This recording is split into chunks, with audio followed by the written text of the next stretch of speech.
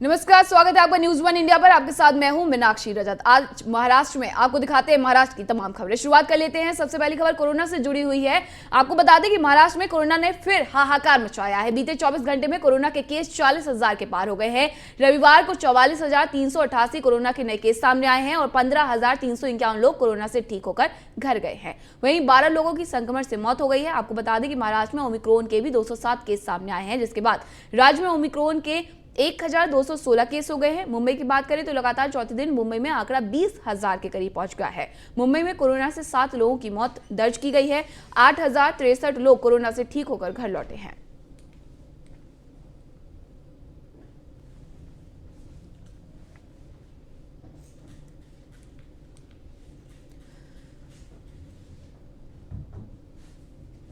मुंबई में कोरोना का कोहराम जारी है। मुंबई में पिछले 48 घंटे में 2 पुलिसकर्मियों की जान कोरोना के कारण चली गई है। वहीं मुंबई पुलिस ने जानकारी देते हुए बताया है कि पिछले 48 घंटों में 13 डीसीपी, 4 अतिरिक्त सीपी और 1 संयुक्त सीपी समेत 114 पुलिसकर्मियों और 18 वरिष्ठ अधिकारी कोविड पॉजिटिव मिले हैं। वहीं आंकड़ों की बात की जाए तो अब तक 125 मुंबई पुलिसकर्मियों की जान कोरोना के कारण जा चुकी है।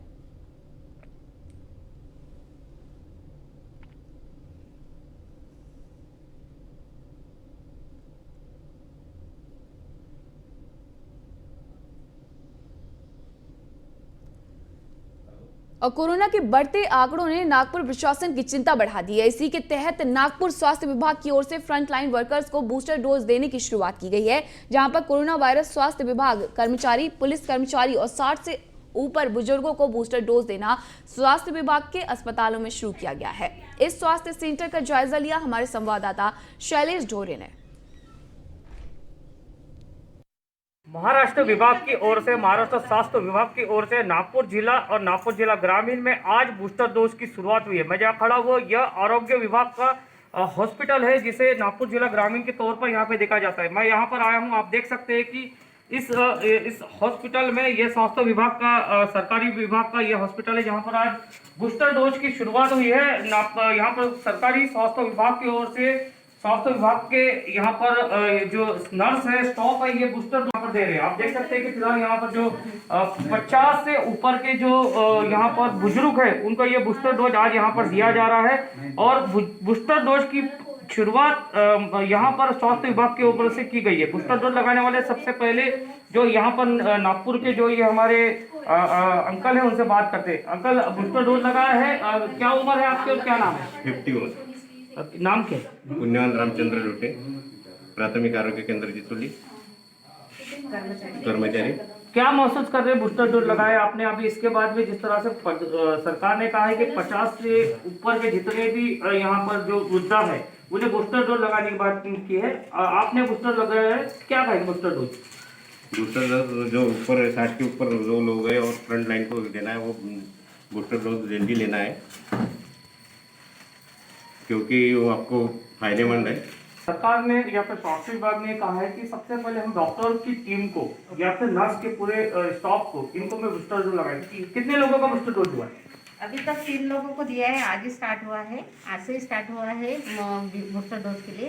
तो अभी तक मैंने 3 लोगों को लगाई है। सारे आपके विभाग के लोग हैं? जी नहीं, 2 लोग हमारे विभाग के थे और 1 बाहर के थे। हॉस्पिटल के जितने भी कर्मचारी है, आरोग्य विभाग के जितने भी कर्मचारी है, उनको पहला डोज बूस्टर का यहाँ पर लगाना शुरू हो चुका है। कैमरा पर्सन नरेंद्र खेड़कर के साथ मैं शैलेश ढोरे, न्यूज वन इंडिया। और मुंबई में इस बार कोरोना के नए मरीजों की संख्या तेजी से बढ़ रही है। रिकॉर्ड मरीज मिलने के बाद राहत भरी खबर यह है कि इस बार अस्पतालों के बेड अभी तक मरीजों से भरे नहीं है। इस बार बिना लक्षण वाले मरीज ज्यादा मिलने से अस्पतालों पर भार नहीं बढ़ रहा है। वर्तमान में औसतन हर रोज 800 से 1000 मरीज अस्पताल में भर्ती हो रहे हैं। इसकी वजह से अभी भी बड़े अस्पतालों में 80% से अधिक बेड खाली हैं। दूसरी लहर में पीक के समय यानी 11 अप्रैल के समय आईसीयू से लेकर ऑक्सीजन बेड की किल्लत शुरू हो गई थी। लोगों को बेड मिलना कठिन हो गया था। 11 अप्रैल को स्थिति ये थी कि उस समय आईसीयू में 2500 बेड में से 79 बेड और ऑक्सीजन के 10,000 बेड में से सिर्फ 10 बेड खाली थे। 1300 वेंटिलेटर बेड में से सिर्फ 32 बेड ही खाली थे। इस बार राहत यह है कि रोजाना कोरोना संक्रमितों की संख्या 20,000 तक पहुंच गई है, लेकिन इसका असर बेड पर नहीं पड़ा है। बीएमसी के अतिरिक्त आयुक्त सुरेश काकानी ने बताया कि आने वाले दिनों में मरीजों के अस्पतालों में भर्ती होने का प्रमाण बढ़ता है, तो इससे निपटने की तैयारी बीएमसी ने पहले से की है। बीएमसी ने और 30,000 बेड का प्रबंध किया है, जो समय समय पर मांग के अनुसार बढ़ाया जाएगा।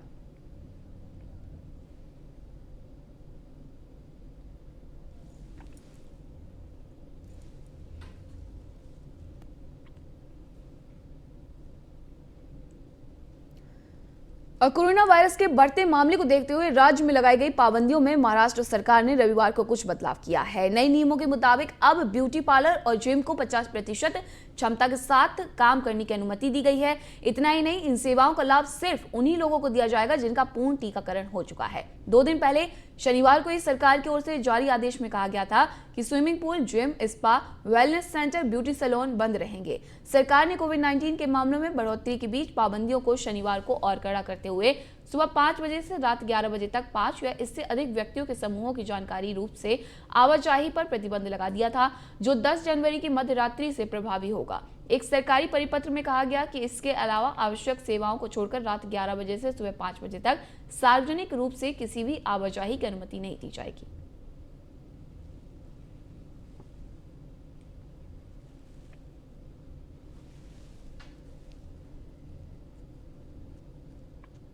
और मुंबई में कोरोना के केस 20,000 के आसपास आने लगे हैं। ऐसे में राज्य सरकार ने प्रतिबंध लगाने की शुरुआत कर दी है। मुंबई में नाइट कर्फ्यू और अन्य प्रतिबंध के साथ ही यात्रा के दौरान नियमों का पालन करना जरूरी होगा। राज्य सरकार ने नई नियमावली में निजी कार वालों पर भी कार्रवाई का आदेश दिया है।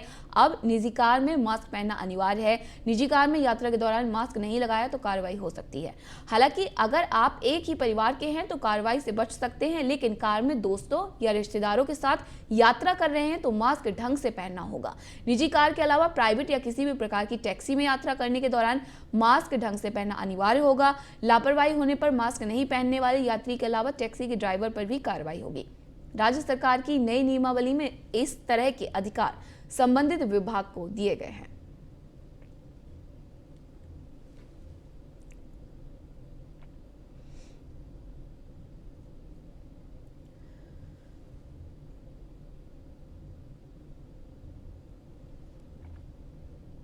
महाराष्ट्र में कोरोना संक्रमण तेजी से बढ़ रहा है। लगातार 40,000 से ज्यादा कोरोना केस सामने आ रहे हैं। इन 40,000 में से रोज 20,000 से अधिक केस अकेले मुंबई में सामने आ रहे हैं।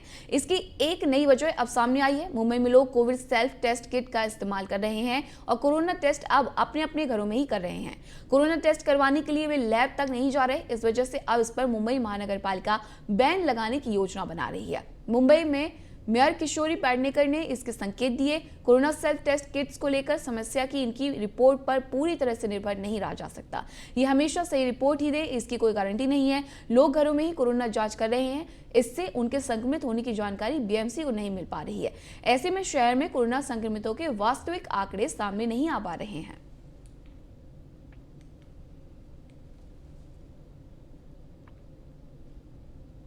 महाराष्ट्र में कोरोना वायरस ने भयंकर कोहराम मचा रखा है। बीच मुंबई की मेयर किशोरी पेडनेकर ने रविवार को मुंबई के प्रमुख पर्यटक स्थलों में शामिल गेटवे ऑफ इंडिया और जूहू बीच का जायजा लिया।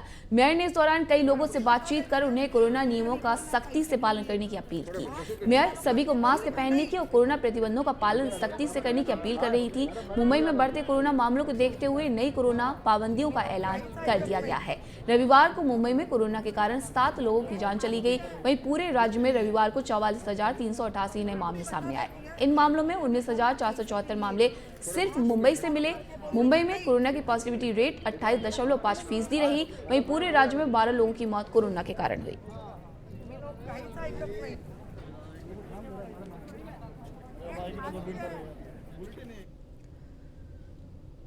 खबर बुल्ढाना से, जहां जिले में कोरोना के खतरे को देखते हुए तहसीलदार समाधान सोनावने और पुलिस निरीक्षक विजय गोपाल ने शहर में बिना मास्क के घूम रहे लोगों पर कार्रवाई की। बुल्ढाना जिले में एक साथ 46 कोरोना मरीज मिलने से शहर में हलचल मच गई है।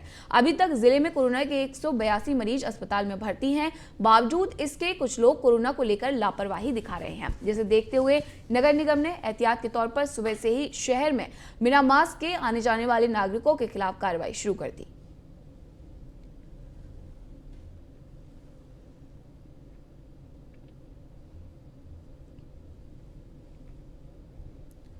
और बिना मास्क अकोला शहर में घूमने वाले वाहन चालकों पर आज से अकोला की नगर निगम ने कार्रवाई शुरू कर दी है। इस कार्रवाई के दौरान वाहन चालकों में हड़कंप मच गया।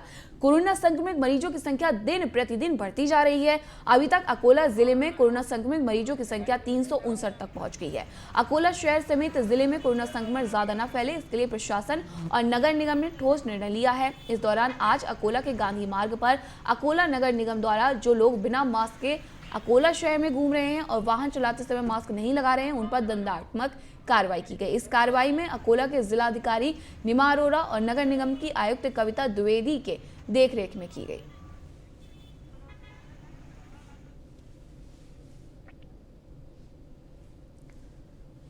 और मुंबई में कोरोना की तीसरी लहर के बीच व्यापारियों ने अपने कारीगरों के लिए सार्थक पहल की है। पहली और दूसरी लहर के दौरान प्रवासी कारीगरों के पलायन से सबक लेते हुए व्यापारी अपने कारीगरों को रोकने के लिए उनकी देखभाल में जुट गए हैं। India Boolean and jewellers association के प्रवक्ता कुमार पाल जैन का कहना है कि कारीगरों को रोकने और उनके दिलों में भय पैदा ना हो, इसके लिए उनके रहने और खाने का इंतजाम किया जा रहा है। कुछ व्यापारियों ने तो अपने कारीगर और कर्मचारियों के लिए किराए के मकान की भी व्यवस्था कर दी है। झवेरी बाजार में पिछले 10 साल से काम करने वाले 29 साल के तारक सामंता का कहना है कि पिछली बार लॉकडाउन के कारण रोजी का संकट हो गया था। दिन भर में लगभग 1000 रुपए कमा लेते हैं। लॉकडाउन में गांव में खेती का काम करना पड़ा था, वहां रोज सिर्फ 200 से 250 रुपए ही मिलते थे। घर का खर्चा निकालना मुश्किल हो गया था। इस बार यदि मुंबई में लॉकडाउन लगा तो हमारे सेठ ने विश्वास दिलाया है कि वे हमारी सारी सुविधा का ध्यान रखेंगे। इतना ही नहीं, पिछले लॉकडाउन का बहुत सा काम अभी पेंडिंग पड़ा हुआ है, इसलिए हम इस बार जल्दबाजी नहीं करेंगे। अभी हमने अपने गांव जाने का कोई प्लान नहीं बनाया है।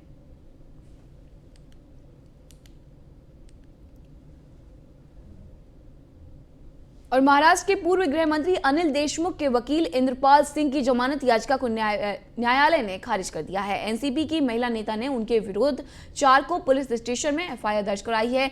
न्यायालय में अग्रिम जमानत के लिए इंद्रपाल सिंह समेत अन्य 3 आरोपियों ने अर्जी लगाई थी, जिसे माननीय न्यायाधीश ने पीड़ित महिला के वकील के विरोध के बाद खारिज कर दिया।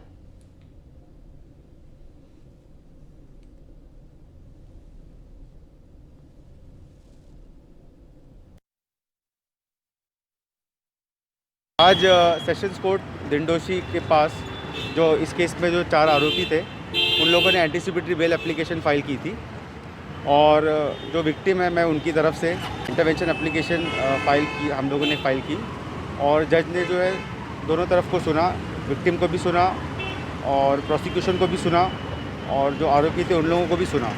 आरोपी का ये कहना था कि मुझे पकड़ने की कोई ज़रूरत नहीं है और ये जो है मैंने कोई ऐसा क्राइम किया नहीं है और वो सारे जो एविडेंस थे और जो तथ्य थे उनको तोड़ मरोड़ के पेश कर रहे थे। वो हर चीज़ को झुठला रहे थे। लेकिन हमारे पास जितने भी एविडेंस थे, जो इलेक्ट्रॉनिक एविडेंस थे, जैसे कि उन्होंने व्हाट्सएप चैट पे जो एक बहुत ही आपत्तिजनक जुमला विक्टिम के बारे में यूज़ किया था और इसके अलावा इसके पहले उन्होंने बहुत सारी महिलाओं के बारे में बहुत कुछ अलग अलग ऐसे शब्दों का प्रयोग किया था जो कि नहीं करना चाहिए और उसके बारे में बहुत सारी उनकी कंप्लेंट की गई थी। तो वो सारी कंप्लेंट्स की कॉपी और ये मामले में जो हुआ शुरू से लेकर आखिर तक वो सब हमने आदरणीय न्यायालय को बताया। शरद पवार, एकनाथ खड़से, राज ठाकरे, संजय राउत जैसे दिग्गज नेताओं और ऐश्वर्या राय, यामी गौतम जैसे कई बॉलीवुड कलाकारों से पूछताछ करने की वजह से प्रवर्तन निदेशालय काफी सुर्खियों में रहा है। हालांकि ईडी एक बार फिर से सुर्खियों में है। दरअसल इसकी वजह यह है कि इस बार ईडी ने अंडरवर्ल्ड डॉन दाऊद इब्राहिम के खास गुर्गे इकबाल मिर्ची की प्रॉपर्टी को अपना नया दफ्तर बना लिया है। ये इमारत कभी ड्रग्स तस्कर इकबाल मेमन उर्फ इकबाल मिर्ची की जागीर हुआ करती थी। मिर्ची की फिलहाल मौत हो चुकी है। ईडी ऑफिस मुंबई के बेहद प्राइम लोकेशन वर्ली के सीजे हाउस में शिफ्ट हो रहा है। फिलहाल ईडी का दफ्तर साउथ मुंबई के बलार्ड पियर में है। ये इमारत कभी इकबाल मिर्ची के कब्जे में थी। हालांकि मौजूदा समय में ये एक बड़े राजनेता की मिल्कियत वाली संपत्ति है। आपको बता दें कि इस इमारत के आर्किटेक्ट नासिर तलाटी थे और इसे एनसीपी नेता प्रफुल्ल पटेल की मिलेनियम डेवलपर्स ने बनाया था। ईडी अपने एक जोनल ऑफिस को इस इमारत के 2 फ्लोर में शिफ्ट कर रही है। मुंबई में 50 नई लोकल सेवाएं बढ़ेंगी। मध्य रेलवे पर शनिवार से शुरू हुआ महाब्लॉक खत्म हो चुका है। इसके साथ ही ठाणे से दिवा तक मेन लाइन की स्लो ट्रेनों के लिए 9 किलोमीटर का पूरा नया कॉरिडोर तैयार हो चुका है। स्लो ट्रेनें नए रूट पर चलने लगी हैं। अब मध्य रेलवे की 5वीं छठी लाइन के लिए 14, 8 और 72 घंटों के ब्लॉक बचे हैं। इनमें से 72 घंटों का ब्लॉक अगले महीने होगा और उसके बाद मेन लाइन पर कम से कम 50 नई लोकल सर्विस चलाने का रास्ता साफ हो जाएगा। मुंबई रेल विकास कॉर्पोरेशन द्वारा ठाणे से देवा के बीच 5वीं और 6ठी लाइन तैयार की जा रही है, लेकिन ब्लॉक देने और बोर्ड इत्यादि से अनुमति का काम मध्य रेलवे का है। मध्य रेलवे के एक अधिकारी ने बताया कि 72 घंटों के ब्लॉक में दूसरे राज्यों की ट्रेनें भी रद्द होने की आशंका है। ऐसी स्थिति में रेलवे बोर्ड से अनुमति लेनी पड़ती है। MRVC के अनुसार 72 घंटों का ब्लॉक 6 फरवरी को लिया जा सकता है।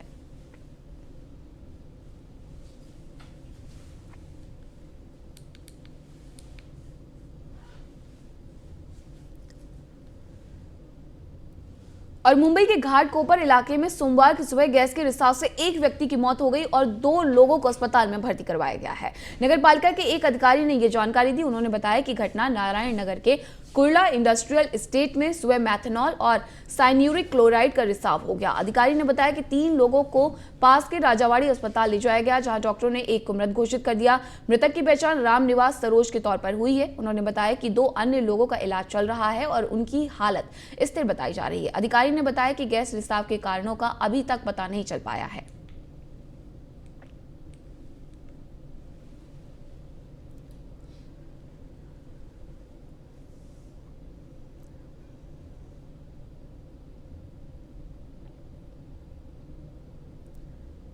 और मुंबई के भायखला इलाके में स्थित एक लकड़ी के गोदाम में भीषण आग लग गई। आग लगने से मौके पर अफरा तफरी का माहौल देखने को मिला। वहीं घटना की सूचना पर फायर ब्रिगेड की 8 गाड़ियां मौके पर पहुंची और आग पर काबू पाया गया। ये आग भायखला इलाके में स्थित मुस्तफा बाजार के पास लकड़ी के गोदाम में लगी है। जानकारी के मुताबिक मुंबई के भायखला में लगी इस आग में अभी तक किसी के हताहत होने की कोई जानकारी नहीं मिली है। साथ ही आग लगने के कारणों का भी अभी तक कुछ पता नहीं चला है। अभी तक इस बात का पता नहीं चल पाया है। इस दौरान वहीं आग की घटना पर फायर अधिकारी केडी घाड़ीगांवकर ने बताया कि आज सुबह लगभग 6 बजे आग लगी। उन्होंने कहा कि यहां पर हमारे 8 फायर इंजन और 10 वाटर टैंकर पहुंचे और कड़ी मशक्कत के बाद आग पर काबू पाया गया।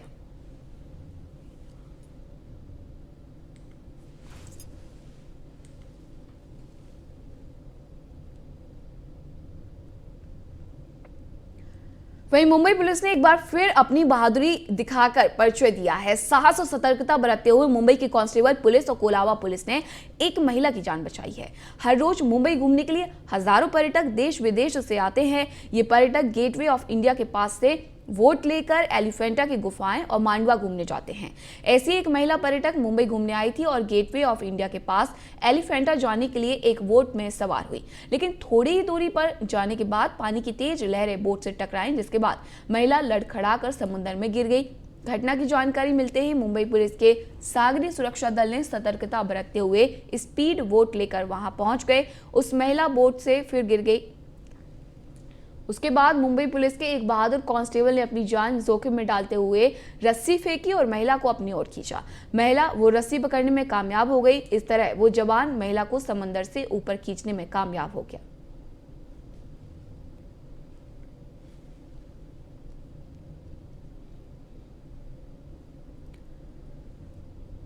मुंबई एयरपोर्ट पर दोपहर 11 बजे एक बड़ा हादसा होते होते टल गया। दरअसल यहां यात्रियों से भरे विमान को पुशबैक देने वाले एक वाहन में आग लग गई। आग लगने के बाद एयरपोर्ट अधिकारियों के बीच अफरा तफरी मच गई। गनीमत ये रही कि इस घटना में किसी के घायल होने की कोई खबर नहीं है। ताजा जानकारी के अनुसार सारे यात्री सुरक्षित बताए जा रहे हैं। एयर इंडिया की फ्लाइट मुंबई से जामनगर की ओर जा रही थी।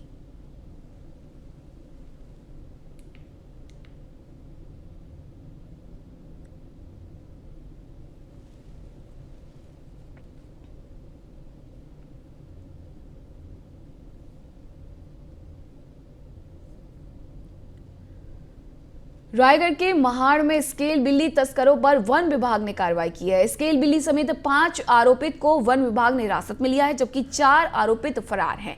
जानकारी के अनुसार वन विभाग को स्केल बिल्लियों की तस्करी की सूचना मिली थी, जिसके बाद इस मामले में वन विभाग के अधिकारियों ने जाल बिछाया, संयुक्त कार्रवाई करते हुए आरोपियों को गिरफ्तार किया।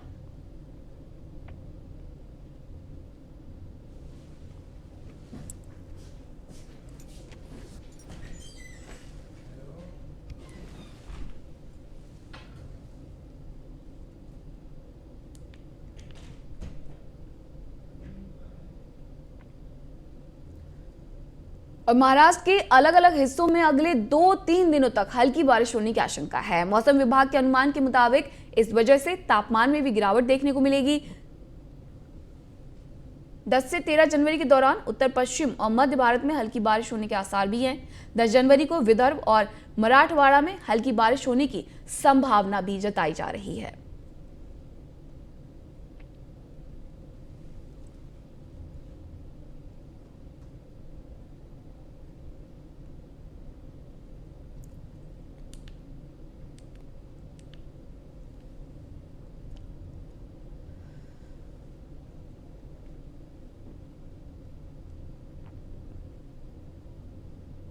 अभिनेता ऋतिक रोशन 48 साल के हो गए हैं। इस खास मौके पर उनकी अपकमिंग फिल्म विक्रम वेधा के हिंदी रीमेक के मेकर्स ने फिल्म से ऋतिक के किरदार वेधा का फर्स्ट लुक रिलीज किया है। ट्रेंड एनालिस्ट तरण आदर्श ने इस बात की जानकारी पोस्ट शेयर कर दी है। पुष्कर और गायत्री के निर्देशन में बन रही इस एक्शन थ्रिलर फिल्म में ऋतिक के अलावा सैफ अली खान भी लीड रोल में नजर आएंगे। फिल्म में ऋतिक वेधा और सैफ विक्रम के किरदार में नजर आएंगे। राधिका आप्टे भी फिल्म में मुख्य भूमिका में नजर आएंगी। इस फिल्म को 30 सितंबर 2022 को सिनेमाघरों में रिलीज किया जाएगा। आपको बता दें कि यह फिल्म साल 2017 में आई आर माधवन और विजय सेतुपति की तमिल फिल्म विक्रम वेधा का हिंदी रीमेक है।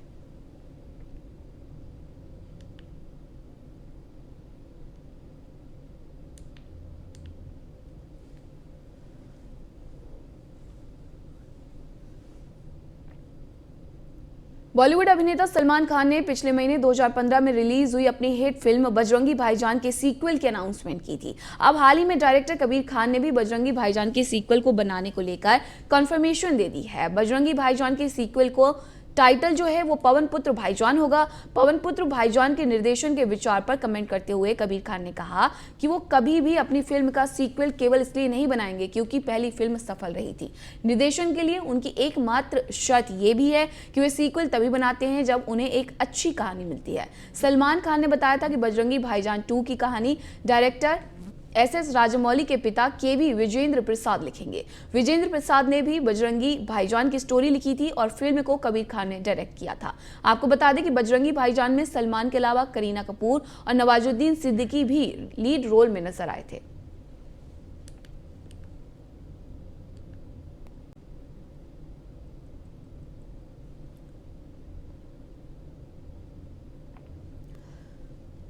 और दर्शकों के मनपसंद पॉपुलर सीरियल सिंदूर की कीमत में अब भोजपुरी क्वीन रानी चटर्जी नजर आने वाली हैं। इस शो में रानी चटर्जी का ग्लैमरस डांस दर्शक देख पाएंगे। इस सीरियल में नए साल का धमाकेदार जश्न मनाया जा रहा था। दादी का जन्मदिन भी था और पूरा अवस्थी परिवार सेलिब्रेशन के मूड में था। ऐसे में रानी चटर्जी के बवाल डांस ने और उनके ठुमकों ने सभी को उत्सव के रंग में रंग दिया। रानी चटर्जी ने इस मौके पर कमाल का डांस किया और उनके साथ अवस्थी परिवार के सारे लोगों ने जमकर ठुमके लगाए। धमाकेदार ढंग से सभी ने नया साल मनाया और केक काटकर इस खुशी के मौके को ग्रैंड लेवल पर सेलिब्रेट किया। आपको बता दें कि पॉपुलर सीरियल सिंदूर की कीमत की स्टोरी में दिलचस्प टर्न और ट्विस्ट आता रहता है। शो में अर्जुन शहजाद शेख प्ले कर रहे हैं जबकि मिश्री का रोल वैभवी हैंकर प्ले कर रही हैं। अर्जुन की बुआ का रोल अश्विता धवन, अर्जुन के छोटे भाई अश्विन अवस्थी का रोल प्रतीक चौधरी निभा रहे हैं।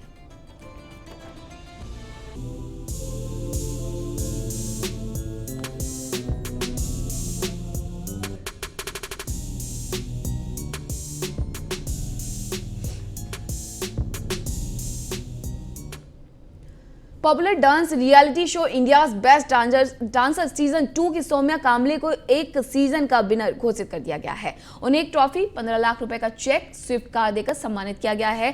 साथ ही उनकी कोरियोग्राफर वर्तिका झा को 5 लाख रुपए के चेक से सम्मानित किया गया है। मनीष पॉल द्वारा होस्ट किए गए इस शो के जज टेरेंस लुइस, गीता कपूर और मलाइका अरोड़ा हैं। हालांकि मलाइका शो के फिनाले एपिसोड का हिस्सा नहीं थी। इंडियाज गॉट टैलेंट के जज शिल्पा शेट्टी, बादशाह और मनोज मुतशिर भी इस शो के फिनाले का हिस्सा थे।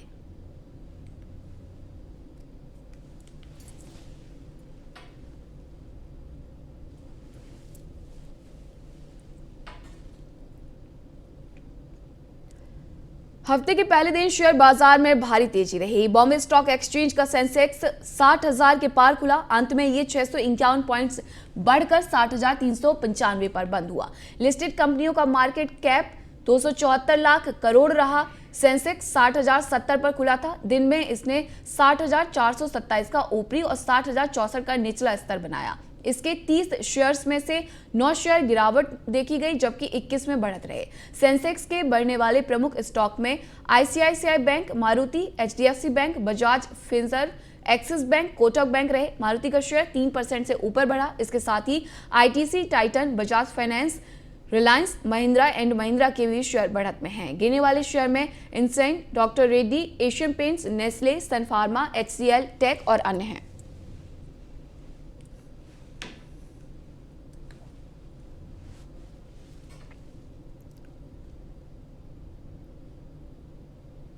और इस बुलेटिन में मेरे साथ इतना ही। देखते रहिए न्यूज़ 1 इंडिया। नमस्कार।